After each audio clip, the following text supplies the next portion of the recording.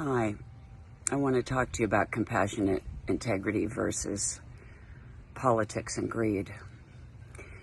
As many of you know, I posted about my sister being in the hospital in a COVID room and that she has lupus and she's fighting for her life.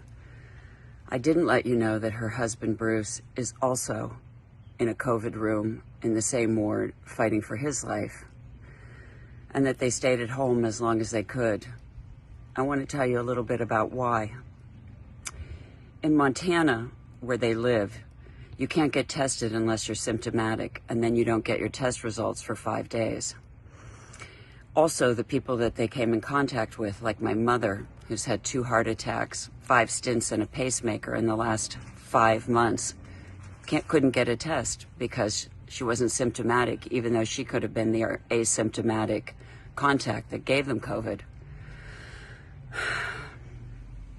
The nurses in the hospital that are taking care of them can't get tested because they don't have tests to test them with. Those nurses are risking their lives and cannot get tested. The stress, the strain, the exhaustion that's happening in that hospital is met with the conflict around the courthouse, where people are carrying guns and saying that it's their freedom not to have to wear a mask. This is the situation in Montana where the governor, Steve Bullock, is not returning my calls, where the health department, where I continuously call, is hanging up on me. This is the state of affairs in the middle of our country, where you, the people in the middle of our country, are at great risk of dying from COVID. They keep saying that the risks are so small and that you might not die and that it'll be fine.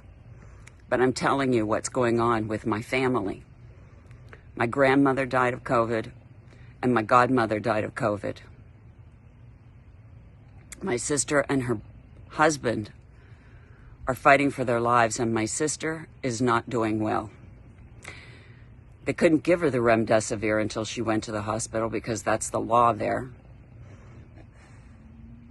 And there was no one to help them while they were at home alone because there are no kind of nurses that can come to the house there because there's no test for them.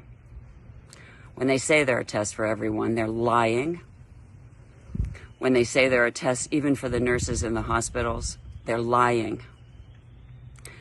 People are dying and fighting for their lives because there's nothing but lies. And because the people at the governor's houses, the people at the health departments are simply so overwhelmed that they're not answering the phones, they're hanging up, and they're not returning calls. This is the state that we're in. The only thing that's going to change this is if you vote. And if you vote for Biden and if you vote for Kamala Harris. And the reason that's going to happen is because with women in power, we will fight for our families. We will fight for people to live, and we will fight for people to get tested. Because the only countries that are doing well with COVID are the ones that have women in leadership. Please vote, and please, whatever you do, don't vote for a killer. Thank you.